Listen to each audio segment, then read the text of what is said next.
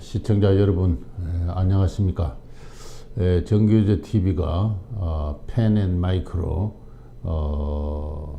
발전적으로 재편된 가운데 스튜디오를 옮겼습니다. 이승만 학당 이번 강의는 이 새로운 스튜디오에서 하게 되었습니다. 먼저 지금까지 저희 이승만 학당의 강의를 시청해 주신 여러분께 감사를 드리고요. 앞으로 이 이승만 학당 강의가 어떻게 진행될 것인가를 잠시 안내 말씀드리고 오늘의 강의를 시작하도록 하겠습니다. 지금까지 이승만 학당 제6강이 이루어졌습니다. 그 6강의 내용은 정규제 TV나 유튜브에서 여러분이 시청하실 수 있고요. 앞으로 남은 것은 제7강, 8강, 9강, 10강입니다. 요 10강으로 해서 일단 이승만 학당 강의는 일단 종결을 할까 그렇게 생각을 하고 있습니다. 제7강은 오늘부터인데요. 건국 초창기의 정치, 그 정치에 있어서 이승만 초대 대통령의 역할과 정치 이념을 다루는 문제가 되겠습니다. 이것이 5회에 걸쳐서 소주제를 5개를 선정해서 하겠습니다. 그 다음에는 제8강은 6.25 전쟁과 한미동맹인데요. 이승만 학당이 김용삼 선생께서 맡아주시겠습니다. 이것이 3회고요. 그 다음에는 제9강은 1950년대의 경제입니다. 역시 김용삼 선생께서 맡아주시겠습니다. 이승만과 기업가 시대라는 그 훌륭한 책을 쓰신 적이 있어서 아마 이 강의를 하기에 적합하신 분 같습니다.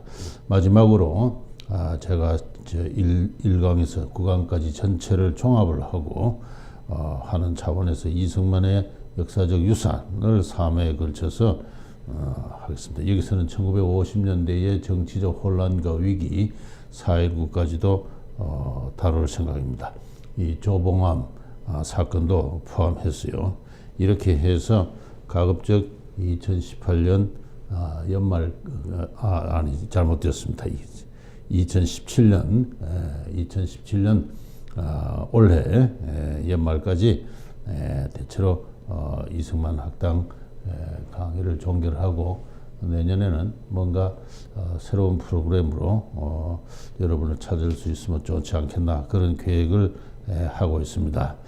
자, 그러면 오늘의 첫 강의 주제는 제7강 건국 초창기의 정치 일로서 그 제목은 김구의 사상과 죽음이 되겠습니다. 이 사진은 지금 보시는 이 사진은 너무나 잘 알려진 김구 선생의 모습입니다. 1948년 4월달 북한 평양 모란봉 극장에서 열린 남북 연석 회의에서 축사를 하시는 백범 김구 선생의 모습입니다. 백범 선생이 어떤 분이냐는 것은 제가 설명을 드릴 필요도 없이 대한민국 국민이라면 누구보다도 더 다 잘 알고 계십니다. 오히려 이승만 초대 대통령보다도 훨씬 인지도가 높고 그에 대한 존경도도 여전히 압도적으로 높은 그러한 분이다라고 하겠습니다.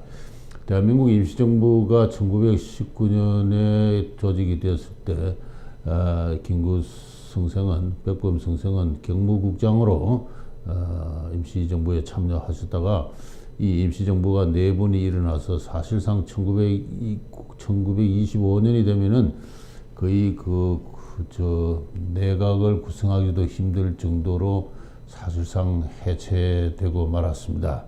그런 상태에서 위기에 빠진 임시정부를 끝까지 조직을 유지하고 고수하고 했던 분, 그리고 1932년에는 그 상해 홍국공원에서 그 일본군 수뇌부에게 그 윤봉길 의사로 하여금 폭탄을 던지게 해서 타격을 가했고 그 사건으로 인해서 중국 국민당 장개석 총통으로부터 지원을 받기 시작해서 임시정부를 재정적으로 안정시킨 그러한 공로를 갖고 계십니다. 이후 13년간 국민당 정부와의 지원과 협조하여서 대한민국 임시정부가 일제 한가하는 우리 민족의 독립운동의 중심으로서 역할을 하게 되었고 그 보통을 이어받아서 오늘날 대한민국이 있다 하는 것은 누구나 다 잘 아는 사실이고 우리 헌법에도 명시되어 있는 사실입니다. 이 김구승생의 독립운동은 반공주의에 투철한 것이었습니다. 그래서 반공자유민주적 독립운동의 한 기지를 사수를 했고 그 공로로 오늘날 대한민국의 역사적 정통성을 우리가 누리고 있다.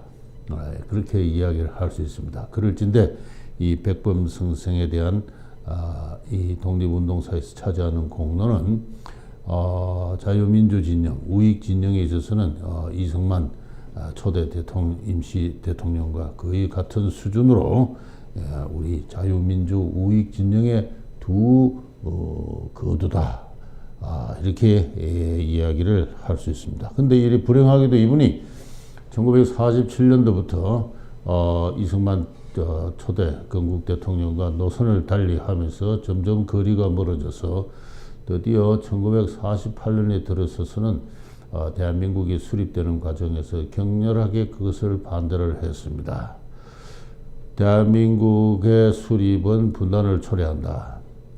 통일이 없으면 진정한 독립이 아니다. 라는 대단히 강렬한 구호를 내걸고 통일정부의 수립을 위해서 북한과의 협상을 주장을 했고 그 협상을 위해서 북한에 올라가서 남북연석회의에 참석해서 공개성명을 발표하기도 했습니다.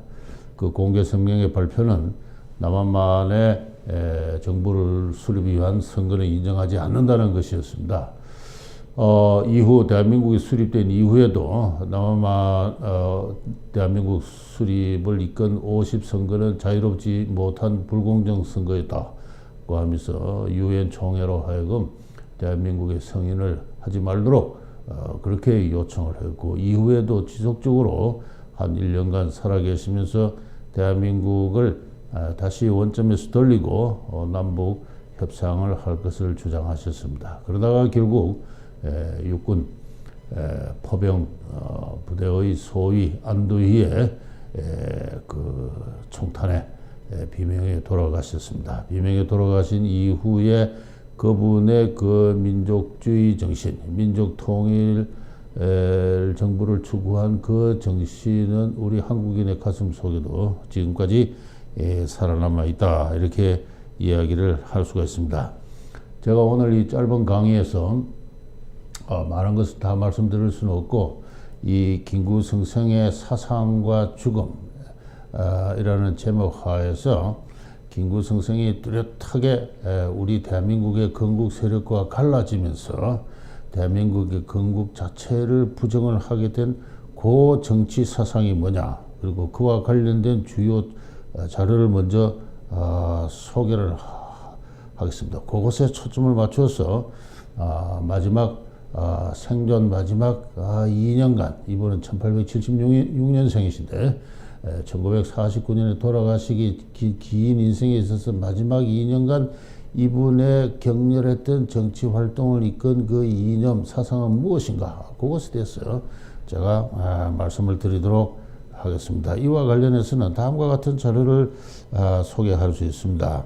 제가 대개 한 10개 정도를 백범어록이라는 책이 있습니다. 그 백범일지, 백범어록이라고 잘 알려진 책이 있는데 그 책에서 제가 쭉 지난 며칠간 읽으면서 이 10개 정도는 꼭 읽어봐야 되겠다 하는 중요성을 갖고 있다고 판단을 했습니다. 첫째는 1947년 2월 달에 3천만 동포의 경고함, 그 다음에는 48년 1월 달, 이때부터 매우 많은 글들이 달을 물다 하고 계속 발표됩니다. 유엔 한국위원단에 보내는 의견서, 그 다음에는 그 유명한 48년 2월 달에 3천만 동포의 업고함, 그 다음 달에는 조국 흥망의 관두에 임하여 남아한 이북 동포의 부침, 그 다음에는 같은 달에 건국 실천원 양성소 창립 1주년 기념식에 보낸 지사, 그 다음에 드디어 북한에 올라가서 북한 지도자들과 협의한 남북 정당 사회단체 지도자 협의회 공동성명, 그리고 석 달 뒤에 유엔 한국위원회 중국 대표 유엄만과의 대담, 그리고 건국 이후가 세 가지가 있는데요. 유엔 한국위원회에서 한국의 통일에 관한 자신의 의견을 진술한 유엔 한국위원회에서의 진술, 그리고 가시고 나서 발표된 6.25 공연불과 현실입니다. 그리고 마지막으로는 그 앞부분에 47년 12월 달에 그 유명한 백범일지가 출간이 됐는데요. 백범 선생이 중국에 건너가기 전에 어린 청년 시절부터 중국으로 건너가기 전까지, 또 중국에 건너가서 생활한 그 기간에 이분의 행적을 그 백범일지라는 책으로 출간을 했습니다. 출간을 하는데 그 마지막에 그 나의 소원이라는 그 유명한 글이 있습니다. 이 나의 소원이라는 글이 사실상 김구 선생의 사상을 대표하는 글로서 널리 알려져 있고 교과서에서도 인용되어 있고 합니다. 그러나 저는 이 나중에 말미에 말씀드리겠습니다만, 나의 소원, 이것은 김구 선생의 작품이라고 보기 좀 힘들다고 생각합니다. 그것은 왜냐하면은 김구 선생이 친히 쓰신 1번에서 9번까지의 내용하고 상당한 격차가 있습니다. 일관성이 있지 않습니다. 이 격렬했던 시기에 어떤 분이 그야말로 목숨을 걸고 자기 정치적 투쟁을 하고 있는데, 이 마지막 이걸 그런 면에서 1번에서 9번까지는 상당히 일관성이 있고 글이 반복될 때마다 그것이 좀 더 명료하게 이분의 입장과 주장이 드러나는데, 이 10번 이 나의 소원만큼은 글의 수준이나 논리가 좀 상이합니다. 그래서 진작부터 여기에 대한 그 회의는 있지만 그걸 포함해서 제가 이 강의 말미에서 말씀드리도록 하겠습니다. 김구 선생의 이 1947년부터의 그 정치 사상을 저는 한 5가지로 그 주요 특질을 아주 특이한 주장을 이렇게 저는 요약할 수 있다고 생각합니다. 첫째는 이 미소 양군의 동시 철퇴를 주장했습니다. 그래서 47년 3천만 국민의 경고함이라는 거기서 백범의 사상이 뚜렷하게 부각되는데, 거기에 미소 양군은 동시에 철수하라 하는 것입니다. 여기서부터 이제 김구 고유의 바로 이승만 대통령과 뚜렷이 구분되는 김구의 노선이 출발했다, 이렇게 이야기할 수 있습니다. 여기에 대해서 잠시 말씀을 드리면요. 1945년 8월 15일 날 그 일본이 연합국에 무조건 항복을 했죠. 그 항복해서 우리 참 조선이, 우리 한국인들이 일제 지배로부터 해방이 됐는데, 당시 김구 선생은 이 백범일지에 다음과 같이 그 심경을 토로했습니다. 그 해방의 소식을 듣는 순간 하늘이 무너지는 것 같았다 그랬습니다. 왜? 중국 서안에서 광복군을 훈련시켜 가지고 미군의 OSS와 함께 우리 조국의 상륙 작전을 이렇게 계획하고 추진하고 있었는데, 그것을 실행할 기간을 놓쳤다. 다시 말해서 한국 임시정부의 광복군이 연합군의 일원으로서 약간의 전공이라도 세울 수 있는 그 기회가 사라졌다. 따라서 연합국으로서 정당한 대우를 받지 못하게 되었다. 따라서 앞으로 해방 이후의 그 전국에 있어서 임시정부가 어떤 발언권을 가질 수 있게 되겠느냐, 그 점을 생각하니까 하늘이 캄캄했다, 이렇게 이야기를 했습니다. 당초 그러했습니다. 그러했던 입장이 시간이 지나면서부터 슬슬 조금씩 변하기 시작하는 것이죠. 그럼에도 불구하고 임시정부는 1945년 9월 달인가요, 당면 과제 14개 항을 발표를 합니다. 중경에 있는 대한민국 임시정부가 환국을 해서 조선총독부의 정권을 인수하겠다 하는 것 하나 하고, 두 번째, 임시정부가 주도해서 남북한의 여러 정당 사회 제단체 지도자들을 모아서 과도적 임시정부를 구성하겠다. 그다음에 세 번째는 이 임시정부가 이제 자유로운 총선거를 실시해서 통일정부를 구성하겠다 하는 이 건국의 세 가지 그 단계에 있어서 모든 단계를 임시정부가 주도해서 수행하겠다. 그래서 임시정부 법통론을 내세우면서 임시정부의 역할을 그렇게 발표를 했는데, 그러나 다 잘 아시는 대로 미군정은 인정하지 않습니다. 우리는 대한민국 임시정부를 독자의 정부로 인정한 적이 없다. 어디까지나 개인적인 자격으로 환국해라, 그렇게 이야기를 합니다. 그렇게 해서 임시정부의 김구주석 이하 국무원들은 개인 자격으로 그해 11월에 귀국을 하죠.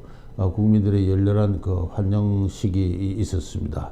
그러고 나서 곧바로 모스크바 전선국 외상회담에서 한국의 신탁 통치 방침이 결정이 되니까 임시정부의 김구주석은 전국적인 어떤 반탁 운동의 중심에 서게 되는 것이죠. 그렇게 해서 열렬한 어떤 반탁 운동을 전개를 하면서 신탁 총재에 찬성하는 공산당과 강인한 어떤 전선을 형성하게 됩니다. 그러면서 드디어 그 여세를 몰아서 김구성생은 임시정부의 법통론을 다시 주장하면서 미군정으로부터 남한에 대한 통치권을 인수하겠다는 그런 사실상의 미군정에 대한 도전, 쿠데타를 선언을 하죠.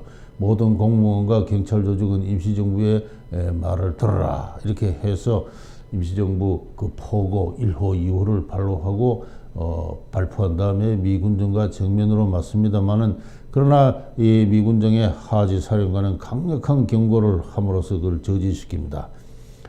사실상 임시정부로서는 그에 맞설 군사력이 전혀 없는 그런 상황에서 무모한 주장이었고, 이 일로 인해서 미군정과 김구주석 사이에는 상당한 불신관계가 생겨가 됩니다. 그런 불신관계가 생기는 상황 하에서 김구성생은 비상정치회의를 소집을 하고, 임시정부가 주도가 되어가지고 또 비상국민회의를 조직하고 최고정무위원 28명을 선출합니다. 그래서 장차 만들어질 민주적 임시정부의 남한의 대표로서 과도정부를 그렇게 구성을 합니다만은, 그러나 그 구성된 어떤 비상국민회의가 미군정의 자문기구로 이렇게 결국은 수용이 됩니다. 수용이 되고 그러한 과정에서 임시정부가 사실상 조직이 와해되고 붕괴되고 해체되는 그러한 상황에 들어가게 되죠. 그리고 그 임시정부를 구성했던 여러 요인들은 이시형 등 각자 독자 노선을 행동을 하기 시작하고, 그래서 46년 3월 이후에는 사실상 임시정부는 조직이 와해가 되는 그러한 상황에 봉착을 하게 됩니다. 그런 가운데 46년도에 격렬한 정치 상황이 벌어지는데요. 우선 46년 3월부터 5월까지 미소공동위원회가 서울에서 열립니다만 실패를 하죠. 미소공동위원회가 좌절이 되고, 46년 6월 달에는 이승만 박사가 남한만의 임시정부론을 내세우고 이른바 단정론을 내세우고 시작합니다. 미군정은 거기에 대항해서 미 국무부의 지시를 받아서 좌우합작위원회를 김규식, 여운형을 중심으로 해서 구성을 하고, 이 좌우합작위원회에서 남한의 좌익과 우익이 모두 참여하는 어떠한 그러한 정치 조직을 만들고, 이 조직을 중심으로 해서 북한의 임시정부에 대항하는 남한의 임시정부를 결성하기 시작을 합니다. 그리고 좌우합작위원회가 만들어지고, 좌우합작의 원칙이 서로 타협이 이루어지고, 그렇게 해서 간접선거의 방식으로 남조선 과도입법위원회라고 해서 사실상 국회 조직이 성립하는 이러한 과정이 쭉 그 연말까지 진행됩니다. 남조선 과도입법위원 28명의 선거에 있어서 김구승생의 그 영향하에 있는 한독당원 출신은 4명밖에 되지 않았습니다. 나머지는 한민당과 이승만의 추종 세력으로 채워지고요. 그런 가운데 1946년 9월 10월부터는 이 공산당이 그동안에 그 미군정과의 협조 노선을 포기하고 극좌 노선으로 돌아서서 전국에 총파업을 일으키고 10월 달에는 드디어 수만 명, 수백 명의 또는 수천 명의 목숨을 앗아간 그 대구 10월 폭동을 또 일으키게 되죠. 이렇게 격렬한 어떤 그 1946년에 어떤 그 정치 전개 과정에서 김구승생의 입지는 계속 약화되어 왔다, 그렇게 이야기할 수 있습니다. 그런 과정에서 1947년 2월달이 되면은 이분은 독자의 정치 노선을 발표를 하면서 그동안의 어떤 수세적이고 방관자적으로 놓여 있던 입장에서 적극적인 어떤 건국 독립운동을 시작하게 됩니다. 그렇게 해서 내세운 것이 조금 전에 말씀드린 대로 1943년 47년 2월달에 발표된 남북한 3천만 국민의 경고함인데, 경각심을 일으키기 위해서 고합니다 하는 그런 뜻입니다. 그렇게 해서 해방, 그래서 남북한에 주둔하고 있는 미군과 소련군 양군의 그 점령과 그에 따른 38선의 획정은 부당한 것이다 라는 걸 주장을 합니다. 이 획기적인 주장입니다. 획기적인 주장이고, 그래서 연합군은 동시에 철수를 해라 하는 그런 뜻입니다. 그러면서 이후 제가 아까 소개드린 여러 문장을 쭉 종합해 보면은, 해방은 우리 독립운동가들이 피를 흘려서 쟁취한 결과다. 해방의 공로에 칠할은 우리 독립운동의 성과다, 이렇게 이야기합니다. 그러면서 독립운동의 원훈으로서 자신의 위치를 확고히 하고, 우리는 세계 평화에 도전한 적이 없다. 소련과 미국이 일본과 독일을 분할 점령하고 있는 건 이해를 한다. 왜? 일본과 독일이 세계 질서를, 세계 평화에 도전을 했기 때문에. 그러나 우리 한국은, 조선은 세계 평화에 도전한 적이 없다. 그런데 왜 우리를 분할 점령하느냐?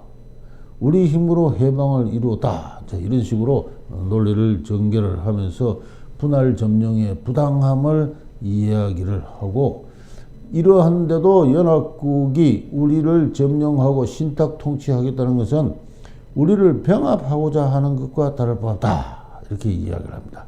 그래서 신탁 통치는 병합론이다. 그리고 신탁 통치에 찬성하는 사람은 옛날에 그 일제 조선 병합을 찬성한 매족의 그 친일파나 일진회와 다를 바 없다 하는 이와 같은 이제 논리를 내세웁니다. 객관적으로 보면 상당히 주관적이면서 더구나 미소 양군의 분할 점령과 신탁을 적주의 시대의 병합으로 간주하고 단정하고 있는 것은 굉장히 이분의 주관주의적인 어떤 그러한 현실 인식이라고 생각합니다. 그 다음에 두 번째는 이분의 이 글 속에 관찰하는 것은 이 한민당에 대한 적개심입니다. 자기의 정적으로서 한민당에 대한 큰 적개심을 드는, 한민당은 친일파다. 일제시대 때 일제와 협조를 했던 친일파다. 그래서 이들은 미군의 주둔의 연장을 통해서 자기들의 기득권을 사수하려고 하는 통일 정부의 성립을 두려워하는 민족의 박테리아와 같은 존재다 하면서 대단히 격렬한 용어를 쓰고 있습니다. 특히 3천만 국민의 업고함이라는 글에서 이런 과격한 용어들이 등장합니다. 이들은 당초 친일파로 처단되었어야 될 존재이나, 그러나 아주 극렬한 친일파 이외에는 모두 건국대업에 동참하자 해서 우리가 용인하고 했는데, 그 사이 미군정의 날개 하에서 큰 범새끼와 같다. 이렇게까지도 이야기를 합니다. 그래서 한민당에 대한 어떤 적개심이 대단히 그 강렬하게 글이 발표될 때마다 나타납니다. 이분은 그 독립운동의 연수로서 국내에서 건조했던 주둔에 있었던 이 김성수를 비롯한 국내의 지주, 그 다음에 실업가 출신, 각종 전문 직업 출신인 이 구성된 이 한민당은 무조건 이 김구성생이 영도하는 한독당의 지시를 받아야 된다 하는 그와 같은 입장이었던 것 같습니다. 그러나 한민당이 그에 따르지 않고 독단 노선을 취하고 함에 따라서 강한 분노를 느끼고 김구성생의 지시를 따르지 않게 되니까 한민당의 간부들에 대한 그 한독당 요원들의 그 테러가 이루어졌습니다. 그 제일 먼저 이루어진 테러가 송진우고, 두 번째가 장진우, 장덕수의 암살입니다. 장덕수의 암살은 1947년 12월 달에 이루어졌는데요. 한국 독립당 중앙위원인 어떤 사람에 의해서 이루어졌습니다. 당시 미군은 유엔의 결정에 의해서 유엔 한국위원회가 한국에 올 처음인데 이런 테러가 발생을 하니까 대단히 강력한 어떤 의지를 가지고 그 배후를 추궁하기 시작했고, 그 배후에 김구성생이 있다는 어떤 그런 의혹을 갖고 김구성생을 압박하고 있었습니다. 이러한 그 정치적 어떤 상황도 있고 해서 이 한민당에 대한 큰 어떤 그 적개심이 글이 발표될 때마다 강화되고 있다는 것입니다. 그 다음에 세 번째, 제가 이 김구성생의 사상의 특징을 하나 그러면 대단히 낭만적이고 관념적인 민족주의를 갖고 있다. 민족이 있고서야 무슨 주의가 있다 하는 것입니다. 자본주의나 민주주의나 공산주의나 사회주의 하는 무슨 주의 하는 것은 다 민족이 있고 나서야 있는 것이다. 한국 사람이 있고 나서야 무슨 주의가 있다는 것입니다. 따라서 지금 제일 중요한 것은 우리 마음의 38선을 철폐하는 것이다. 서로 미워하고 악착까지 투쟁하는 결과 마음의 38선이 무너지고 있지 않으니까 이게 결국은 그 남북의 분단으로 이어지는 거 아니냐. 그래서 서로 사랑하는 마음으로 서로 악착 투쟁을 멈추고 서로 용서하고 과거를 잊고 그렇게 해서 서로 사랑하자. 사랑해서 민족의 진정한 양심으로 돌아가게 되면은 38선 철폐하지 못할 건 뭐 있느냐 하는 그와 같은 입장입니다. 그렇게 해서 북한과 협상을 하자. 협상을 해서 모두가 이런 마음으로 협상을 하게 되면은 통일정부를 못 세울 이유가 뭐가 있느냐 하는 그런 이야기입니다. 이것도 제가 제 1번에서 말씀드린 바와 같이 상당히 그 관념적이고 낭만적인 현실 인식입니다. 전에 한번 제 강의에서 말씀드렸습니다만 민족이란 것 자체가 대단히 강렬한 감성적 호소력을 갖는 정치적 슬로건이지만은 이건 어디까지나 제국주의 시대에 피어간 민족이 제국주의의 지배를 받는 과정에서 창출한 어떤 공동의 어떤 운명이라는 정치적 공동체 의식입니다. 그 특별한 시대적 상황 하에서 생겨난 것이고, 그 생겨나는 과정에서 특별하게 역할한 그 민족 나름의 문화적인 배경이 있다는 이런 이야기를 했습니다. 그러나 정치적 상황이 변하면은 이 민족이라는 개념은 성장 발전하다가 어느 단계에 가서 이 해체를 하는 어떤 하나의 역사적 경과물입니다. 민족보다는 어떤 그 개인의 자유라든가 이런 것이 보다 근본적인 원리입니다. 나중에 이 한국 이 민족주의를 창설하는데 큰 공로가 있었던 최남선 선생도 말년에 다음과 같은 이야기를 했습니다. 지나놓고 보니까 민족이란 것은 집단적 대립물이 만들어낸 감정이다 이렇게 이야기를 합니다. 집단적 대립물이 만들어낸 감정이고 그런 감정은 조선시대에 없었다. 이제 생각해 보니까 민족보다도 인간들의 삶의 원리를 그 정치적 원리를 통합하는 국가가 훨씬 중요하다 하는 이런 그 이야기를 했는데 김구성생은 그 반대의 이야기를 역의 논리를 이야기하고 있습니다. 민족이 있고서야 무슨 주의가 있지 않느냐. 국가란 것은 늘 강조합니다만 정당적 이념의 결정체입니다. 그래서 이 정당적 이념의 결정 틀에서 모든 인간들의 삶의 원리를 각 개인의 일상생활의 원리에 이르기까지 그것을 종합해서 어떤 정치적 타협을 본 것이 국가고, 이것에 우선하는 어떤 정치적 이념은 있을 수가 없습니다. 그러나 김구 선생은 민족이 있고서야 무슨 주의가 있다, 이렇게 이야기를 하면서 민족적 양심으로 돌아가기를 호소를 합니다. 그리고 네 번째 특징은 제가 주장하고 싶은 것은 도덕 정치입니다. 그래서 이 같은 말이기도 한데요. 통일 없이 독립 없다. 많은 사람이 그렇습니다. 아니, 민족적 양심으로 돌아가서 북한과 협상을 하는 건 좋은데 현실적으로 안 되지 않습니까? 북한에는 이미 돌이킬 수 없는 수준의 사회주의로 향하는 인민민주주의적 개혁이 이루어졌습니다. 지주들을 다 쫓아냈지요. 무상몰수, 무상토지의 개혁을 했지요. 주요 기업들을 다 국유화했습니다. 이미 2단계가 되면은 90% 이상의 기업들이 다 국유화되어 있는 그런 상황입니다. 명확히 사회주의적 그 경제 정치 체제를 건설하기 위한 프로그램이 불가역의 수준으로 이미 진행되고 있는데 북한과 무슨 협상을 하자는 것입니까? 되지도 않는 이야기입니다. 비현실적입니다. 공연불입니다. 이렇게 많은 사람들이 비판을 할 때 이 김구 선생은 현실적이냐 비현실적이냐가 중요한 것이 아니라 옳은가 그런가가 중요하다.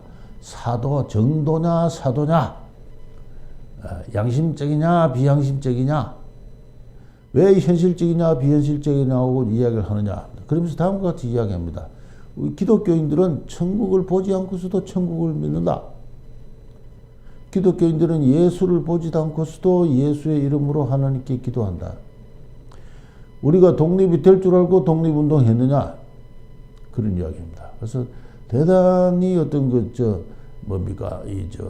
비현실적이고 관념적인 어떤 그런 주장을 하면서 자기의 또 민족적 양심에 호소하는 일종의 종교주의적 어떤 그러한 그 특질을 강하게 풍기면서 마치 기독교인들이 천국이 재림하는 것을 기도하는 그와 같은 심정으로 하면 되지 못할 것이 있느냐 하는 그와 같은 그 입장입니다.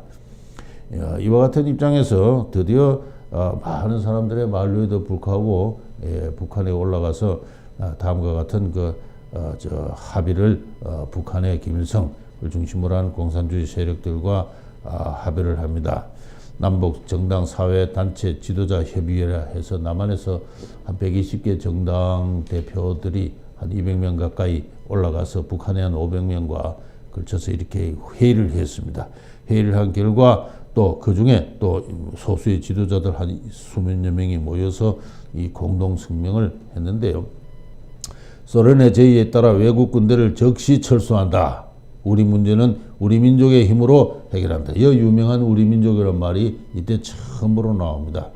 외국 군대 철수 후에 내전은 발생할 수 없다. 없음을 우리가 확인한다.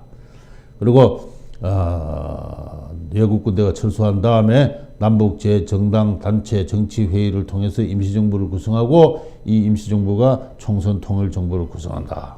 그리고 지금 북한에서 남한에서 진행 중인 그 48년 5월 10일에 예정된 열흘 뒤에 예정된 남조선 단독 선거는 결코 용납할 수 없다. 이런 주장을 하게 됩니다. 여러 사람들은 이 김구 선생이 북한에 올라가 가지고 이 북한 공산주의자들에게 이용당했다고 하는데 저는 이용당한 것이 아니라 제가 앞서 소개한 여러 글들에서 이런 결론이 필연적으로 발생할 수밖에 없다는 것입니다. 김구 선생은 공산주의자가 아니지만은 공산주의냐 민주주의냐라는 그 문제를 제쳐놓고 나머지 수준에서는 모두가 김구 선생이 이전부터 해오던 주장이 그대로 여기에 다 담겨져 있다는 것입니다. 그러면은 이렇게 통일된 어떤 통일정부가 들어섰을 때 어떠한 이 국가는 이념을 갖게 될 것이냐. 그것은 김구 선생은 그렇게 중요하지 않다고 이야기를 했습니다. 가장 중요한 것은 통일정부의 수립이다 하는 것입니다. 그 통일정부가 공산주의든 자본주의든 민주주의든 공산주의든 그것은 중요하지 않다. 한국 사람이 있고 나서야 무슨 주의가 있다. 통일이 있고 나서야 독립이 있다 하는 그와 같은 논리로 그것을 뒤로 밀어놓은 겁니다. 바로 여기에 김구승생의 정치가로서 갖는 정치 철학에 커다란 맹점이 있다. 이분은 뜻은 기상은 훌륭했지만은 하나의 국가를 세우고 이끌고 그리고 민족의 어떤 그 백년 대계를 반석 위에서 놓을 큰 어떤 그러한 역사관, 인간관, 사회관, 국가관, 나아가 세계관을 갖고 있는 분은 아니었습니다. 아니었고 바로 그러한 어떤 그 개인이 갖는 어떤 지적 지평, 인식론적 지평의 한계가 여기에서 아주 상징적으로 농축되었다.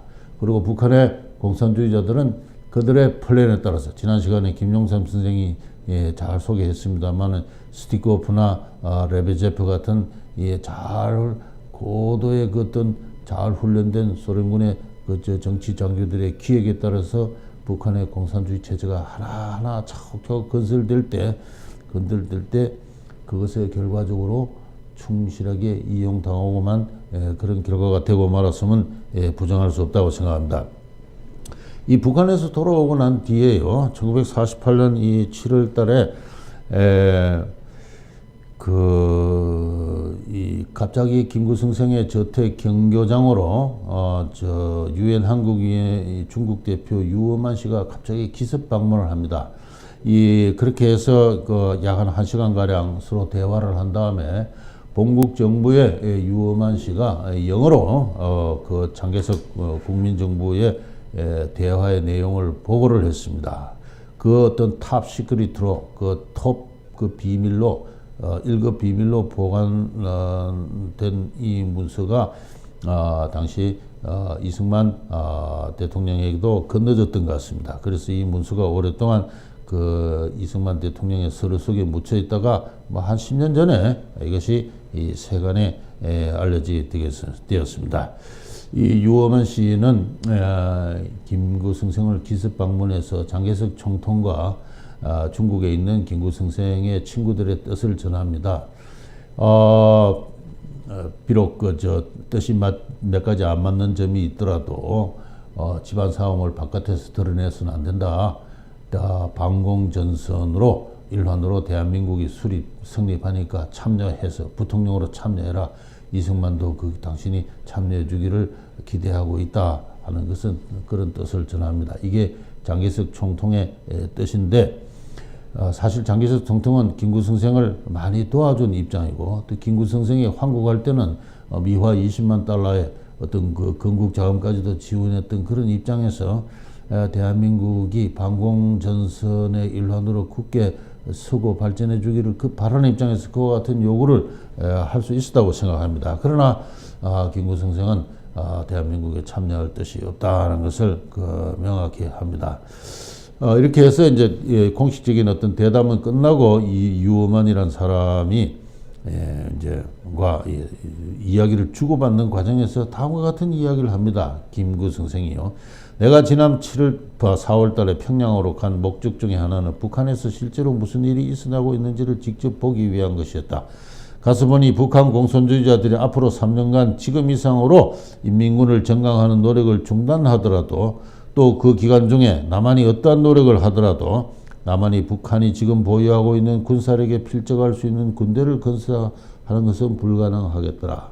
소련인들은 이쪽에서 정부가 성립하고 저쪽에서 인민공화국이 선포되는 순간 아무런 책임 추궁을 당함이 없이 인민군을 동원하여 손쉽게 남쪽을 덮칠 것이다. 이렇게 이야기를 합니다.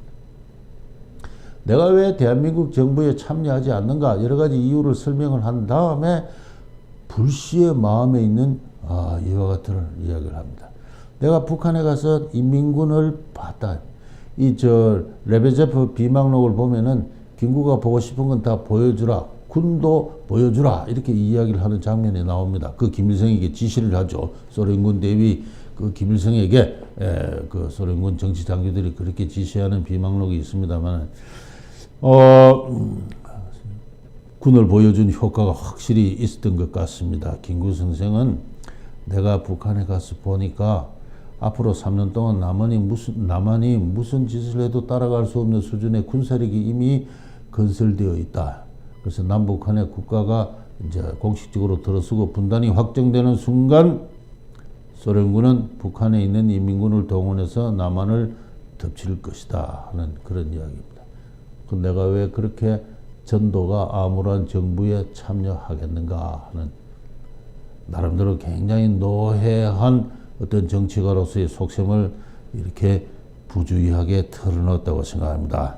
그렇게 하니까 유어만 씨는 절대 소련은 그들의 야망을 이룰 수가 없을 것입니다. 역사가 그러했다. 그러면서 다음과 같은 이야기를 합니다. 남한에 수립되는 정권은 유엔의 지지를 받는 주권 국가가 될 것이고 앞으로 이루어질 통일의 기지가 될 것입니다. 그렇게 이야기를 합니다. 만약에 평양에서 수립되는 북한 정권이 소련의 괴뢰 정권인 것처럼 남한에서 수립되고 있는 정부가 미국의 괴뢰 정권이라면은 당신이 옳다. 그러나 그렇지 않다. 내 생각은 그렇지 않다. 남한에 수립되는 정권은 유엔의 지지를 받는 주권 국가가 될 것이고 앞으로 이루어질 통일의 기지가 될 것이다. 선생께서 남한 정권을 취약하게 본다면 그럴수록 선생의 무기를 거기에 실어줄 필요가 있다. 이렇게. 요 이야기를 하기 전에 얼마 전에 김구 선생은 다음과 같은 이야기를 합니다. 북한에 갔다 와가지고 다른 어떤 신문과 만약에 남북한의 충돌이 벌어지게 되면은 그래서 소련과 미국이 전쟁을 하게 되면은 소련이 이기면은 우리는 소련의 연방에 가입하는 것이고 미국이 이기면은 우리는 미국의 부속품이 되거나 일본의 전리품이 될 것이다. 이런 이야기를 했습니다. 그런 것을 이제 이 유어만 씨는 그 의식을 하면서 남한은 유엔의 지지를 받는 국제사회를 지지를 받는 주권 국가가 될 것이고 장차 이 민족을 자유민주주의 이념에서 통일할 기지가 될 것이다. 이렇게 이야기합니다. 나는 이 유어만이라는 젊은이의 역사적 예언이 훨씬 더 정확했다고 생각을 합니다. 그러나 김구 선생은 이상하게 많은 다른 이야기를 해요. 그 2달 뒤에 이 삼천리라는 잡지의 그 주간 김동완 씨와 회견을 하면서 다음과 같은 이야기를 합니다. 전쟁은 나지 않는다. 전쟁을 하고 싶어도 저희들은 준비가 더 있지 않아요. 못할 것이요. 그 유어만 씨와 만났을 때는 저들은 만반의 준비를 갖추고 남한을 휩쓸 태세가 되어 있다라고 이야기를 하면서 공개적으로는 전쟁은 나지 않는다. 저들은 전쟁을 일으킬 준비가 되어 있지 않다라고 이야기를 합니다. 어느 것이 김구 선생의 진심이 있는지 알 수는 없어요. 한 인간이 완벽하게 일관성을 유지할 수는 없고 이 생각 저 생각 다 할 수가 있고 상황에 따라서 이야기 저 이야기 할 수도 있다고 생각합니다.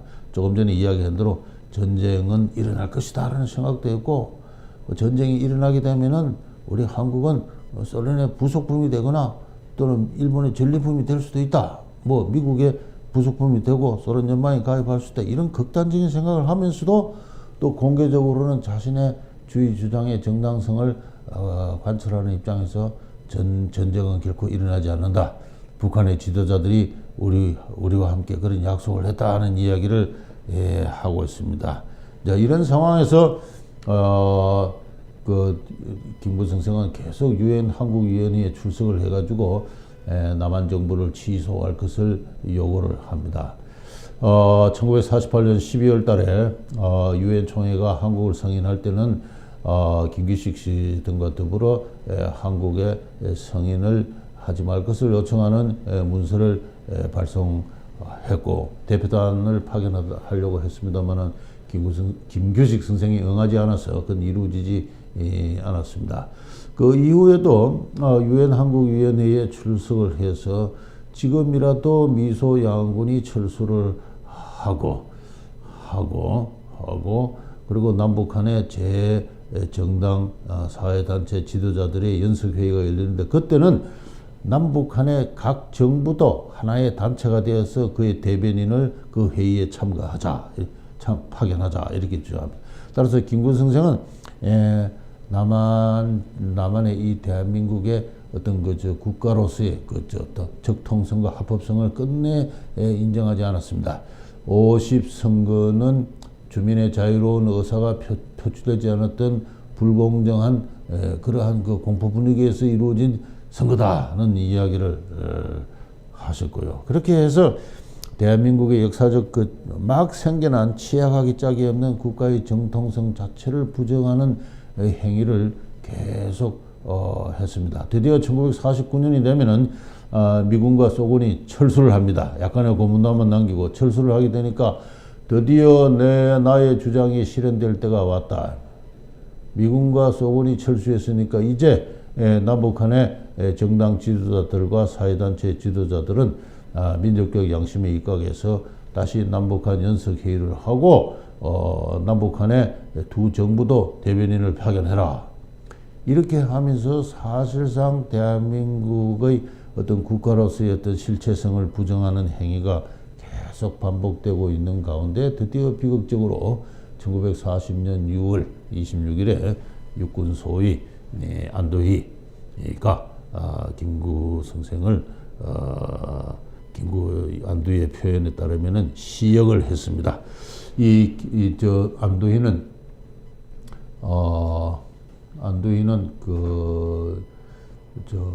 1949년 3월달에 한독당의 비밀당원으로 입당을 해서 이후 김구 선생과 수시로 자주 만나고 했던 그런 사이입니다.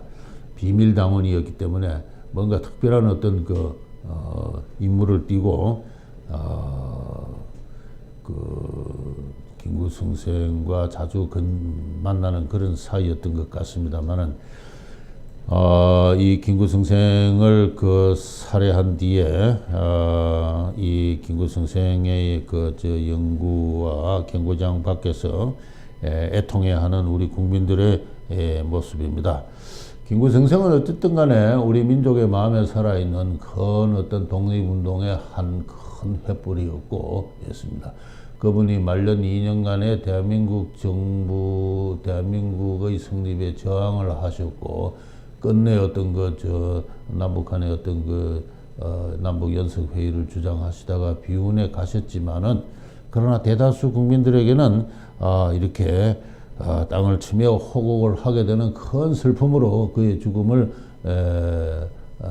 맞이했던 것입니다. 그리고 이 사건은 이후 지금까지도 큰 어떤 역사의 상처로 남아있다는 것입니다. 김구 선생의 죽음은 저는 아직도 계속되고 있다는 그런 이야기입니다. 왜냐하면은 이 사건을 두고 많은 사람들이 지금까지도 이것은 이승만 대통령이나 또는 남한의 극우 세력들이 이 김구 선생을 암살한 것이다, 이렇게 주장을 하고 있습니다. 이승만 대통령이 그의 정적 김구를 살해했다. 이승만은 그만큼 오로지 자신의 권력만을 위해서는 평생동지인 김구도 암살할 정도로 비정한 권력의 화신이다. 이와 같은 제가 얼마 전에 무슨 자리에 나갔더니 어린 학생들까지 그런 이야기를 하고 있습니다. 어릴 때부터 그런 이야기를 역사 교실에서 선생님들부터 주입받고 있는 것이죠. 역사 선생님도 공공연히 이승만을 비판하면서 정적을 살해했다고 이야기하고, 잘 알려진 어떤 역사 개설서에도 그런 표현을 쉽게 찾아볼 수가 있습니다. 따라서 김구의 죽음은 그가 어떻게 죽었든 간에 이 대한민국의 역사의 정통성을 부정하는 어떤 상징적인 사건으로 남아 있습니다. 따라서 이것은 결코 지워진 사건이 아니고 지금도 살아서 대한민국의 숨통을 재거나 발목을 잡는 그와 같은 사건으로 살아남아 있다, 그렇게 생각합니다. 김구 선생을 암살한 안도희가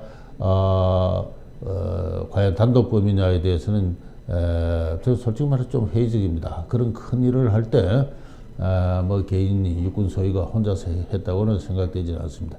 그렇다고 해서 정권 수뇌부에서 뭔가 김구를 제거하지면 안 될 만큼 그런 절박한 어떤 그런 상황도 아니었습니다. 이미 충분히 말씀드렸듯이 김구 선생은 넘어야 될 선을 많이 넘은 상태에서 그 자신 객관적으로 대단히 위태로운 상황이었습니다. 당시 어떤 상황이었습니까? 사실상 내전이 벌어지고 있었던 상황입니다. 대한민국의 성립에 저항해서 제주도에서 4.3 사태가 일어났고요. 50선거를 둘러싸고서는 전국적으로 폭동이 발생을 했고 제주도에서는 선거가 치러지지 못했고 그리고 제주도의 그 반란을 진압하기 위해서 군대를 파견하고자 했을 때 여수와 순천에 주둔하고 있던 그 국군 14연대가 또 반란을 일으켰지 않습니까? 그리고 거기서 그 여순 일대가 그에 초토화되면서 수많은 양민들이 속절없이 죽기도 하고요. 사람의 목숨이 초계와 같이 넘어지고 있는 그러한 상황입니다. 여순 순천 사건을 계기로 해서 신생 대한민국은 숙군 작업을 벌였습니다. 군에 침투한 공산주의자들을 색출을 하는데 무려 장교의 근 20% 가까이가 남도당의 사주를 받는 공산당원들이었습니다. 잘 아시는 대로 박정희 그 당시 뭐 육군 대위입니까? 그분도 결국 그랬던 사람이고 그렇게 해서 걸려든 많은 청년 엘리트들이 그죠? 그 숙군 사업으로 처형을 당했습니다. 이렇게 목숨을 걸고 서로가 서로를 죽이면서 나라를 세우는 그런 과정. 다시 말해서 국가를 세운다는 것은 말로 되는 과정은 아니고 중국의 모택동이 이야기한 대로 권력은 총구에서 나온다고 해서 사실상 전쟁의 과정에서 국가가 성립하는 것입니다.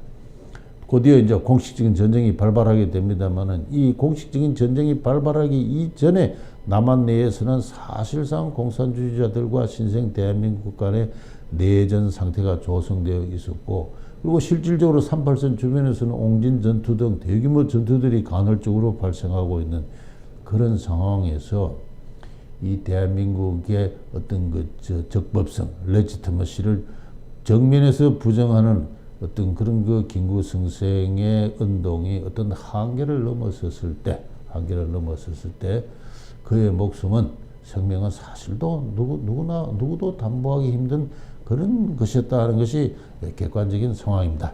제가 저보다 나이 한 30년도 많은 어떤 선배들로부터 들은 이야기에 의하면은 김구성생의 이와 같은 은행이 1948년부터 이렇게 쭉 노골화될 때 한독당의 당원들은 술을 먹고 통곡을 하면서 우리 선생님이 왜 저러시나?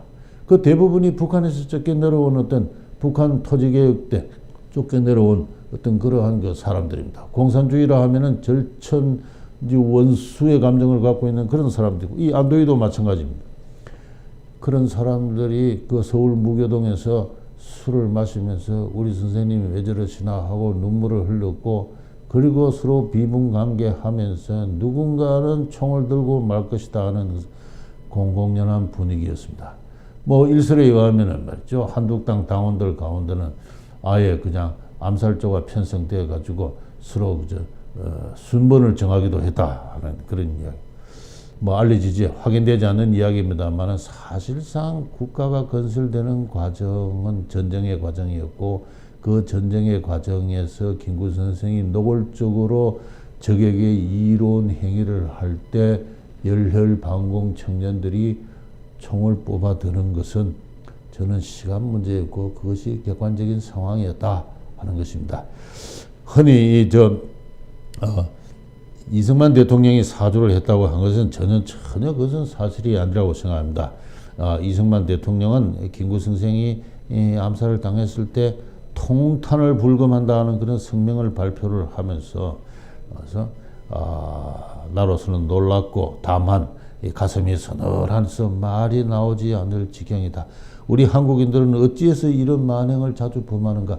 이 이승만 대통령은 평생 테러에 대해서는 설령 그것이 김구 선생이 일으킨 일이라도 민족 독립운동에 도움이 되지 않는다고 생각합니다. 국제사회에서 테러를 하는 민족이라고 낙인이 찍히면은 독립운동에 전혀 도움이 안 된다고까지 생각한 분이에요. 나와 김구 선생은 서로 호영호재하는 하고 어리는 실로 사생을 같이 하고 있다. 임시정부 주석으로 내가 절대 지지하였고 그 이후에도 서로 무조건 지지하고 의지해온 사이다. 중간에 와서 47년, 48년에 와서 의견의 차이로 말미암아 서로 의아한 점이 없지 아니하고 있지만은 내가 믿고 바라기는 백범 선생이 조만간 나의 주장에 아무 사심이 없다는 것을 알 것이요. 건자의 이런 희망이 점점 표면에 나타나는 것을 보고 나는 뭔가 기대를 하고 있었다. 김구 선생은 자꾸 이제 대한민국의 성립이 현실화되는 과정에서 또 유엔이 대한민국을 공식적으로 승인을 하고 기대 밖으로 미국과 중국이 대한민국을 승인을 하고 하는 그런 과정에서 자꾸 의기소침해질 수밖에 없고 하는 이제 그런 그 객관적인 상황에서 뭔가 대한민국에 참여해서 대한민국을 튼튼하게 만들 어떤 도움이 줄 것이다라고 쌍방간의 기대가 형성되고 있었는데 졸지에 이런 일이 생기고 보니까 의공의사의 공사간에 참 원통한 눈물을 금하기 힘들다. 저는 이것은 그 이승만 대통령의 그 솔직한 심정을 담았다고 생각합니다. 테러는 결코 좋은 결과를 낳지 않았고 냉정하게 이야기해서 김구 선생은 1년 뒤에 발생할 한국 전쟁에 의해서 그의 정치적 생명은 어차피 끝이 나게 될 그러한 분이었는데 이분을 몰지각한 일부 극렬분자들이 테러로서 돌아가시게 함으로써 한국 민족주의 운동의 큰 어떤 그 상징으로 이분을 결과적으로 올려놓는 그러한 원치 않은 기대치 않은 어떤 결과를 오늘날 빚었다 이렇게 생각을 합니다. 중요한 이야기라서 시간이 지금 많이 지나갔습니다만은 제가 왜 그런 이야기를 하느냐 하면요. 이 김구 선생은 결코 죽지 않았습니다. 죽지 않고 지금도 서점가에 가면은 이 백범일지가 역시 베스트셀러 명단에 역사분야의 상위 랭크를 지금 상위에 랭크되어 있고요. 백범일지가 얼마나 많이 팔렸는지는 집계가 불가능할 정도로 여러 판본으로 국민적 필독서로 보급되어 있고 심지어는 군의 그 교양서로까지도 납품이 되고 있고 군 정원 교재로도 쓰이고 있습니다. 이제 이런 상황에서 교과서를 보면요, 이건 바로 얼마 전까지 널리 쓰인 한국 근현대사 교과서입니다만은 학생들에게 다음과 같은 이야기를 합니다. 단독 정부냐 통일 정부냐. 그래서 그 1948년 당시에 긴박했던 정치 상황을 소개를 하면서 단독 정부를 주장한 이승만의 정업 발언을 소개하고요. 김구의 3천만의 업고함이라는 말을 소개를 합니다. 여기 보면은 나는 통일된 조국을 건설하려다 산발도선을 베고 쓰러질지언정 일신의 구차한 안위를 취하여 단독 정부를 세우는데 협력하지 않겠다.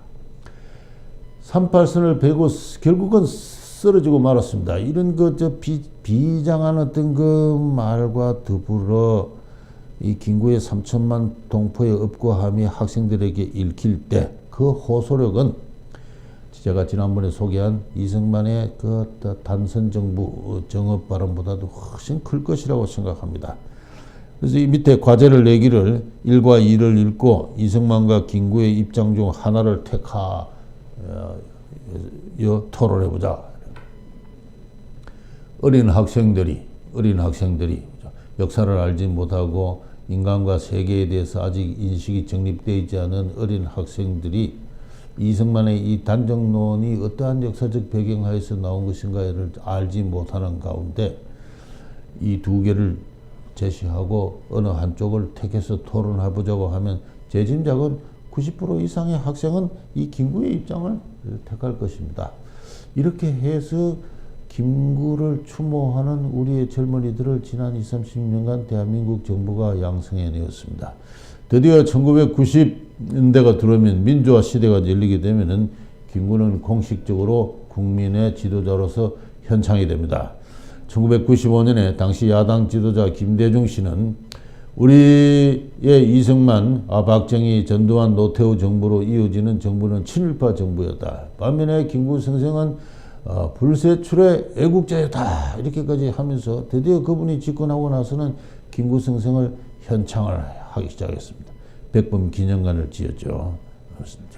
어느 역대 대통령도 기념관을 갖고 있지 못하는 가운데 이 대한민국 건국에 끝내 반내하다가 비명에 비운에 돌아가신 분들의 기념관을 먼저 짓고 이분이 불세출의 애국자다라고 이야기를 하면서 역대 대통령을 친일파로 모는 그와 같은 일들이 대한민국에서 벌어지게 되었습니다. 그리고 드디어 2000년에는 김대중 대통령은 이 긴구 노선을 실천을 하죠. 그래서 북한에 올라가 가지고 북한과 협의를 하지 않습니까? 우리 민족끼리 통일 문제를 해결하자. 그 남북 연석 회담에서 한 그 합의 그대로 반복되는 것입니다. 그렇게 해서 다 잘 아시는 대로 낮은 단계의 국가연합을 추구한다 했습니다. 그런데 제가 말씀드리고 싶은 것은 김구성생이나 또 그의 사실상 후계자와 같은 김대중 대통령도 남북 간의 국가연합이 무엇인지를 모르는 겁니다. 그것이 문제예요. 우리 민족끼리는 민족적 대의에서 통일운동을 하자. 우리 민족끼리 통일하자. 그렇게 해서 남북 간의 국가, 낮은 단계라도 국가연합을 하자 했지만은, 누차 말씀드리지만은, 국가라는 것은 어떤 이념의 정당적 결정체입니다. 서로 이념을 달리하는 두 국가가 아무리 낮은 수준이라도 연합을 할 수가 없는 것입니다. 그것의 결국 김구성생의 계승자인 김대중 대통령이 결국 증명을 했다. 그렇게 생각을 합니다. 그래서 이 많은 사람들이 낮은 단계의 국가연합 왜 안 하냐 지금까지 그러고 있습니다만은 제가 아무리 생각해도 할래야 할 방법이 없습니다.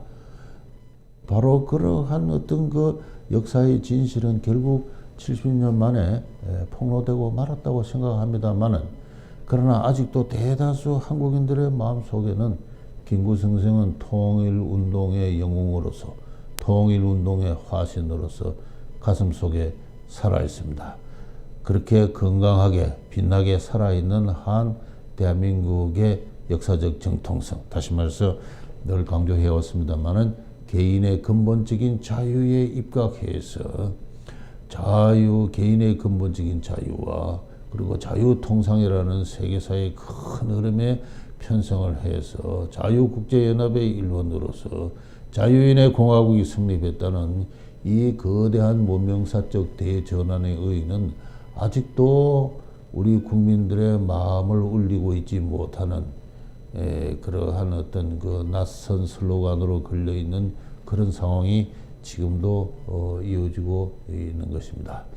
다시 말해서 김구성생은 그 격동의 시대를 책임질 만한 그런 그 체계화된 성숙된 어떤 그 역사인식이나 인간 간, 사회 간, 국가 간 세계관을 확보하고 있지 못하는 가운데 매우 낭만적이고 관념론적인 어떤 그러한 어떤 민족주의를 도덕정치, 종교정치 수준에 내세움으로써 결국은 대한민국의 역사적 정통성을 부정하는 데 큰 역할을 했고, 결과적으로 그는 죽어서 큰 정치적 성공을 거두었다. 이것이 건국 초창기 대한민국이 직면했던 정치, 그 격렬한 정치의 제1의 모순이었다. 좀 장황하게 되었습니다만 그 이야기를 이것으로 오늘 제7강의 첫 번째 강의는 마치도록 하겠습니다. 감사합니다.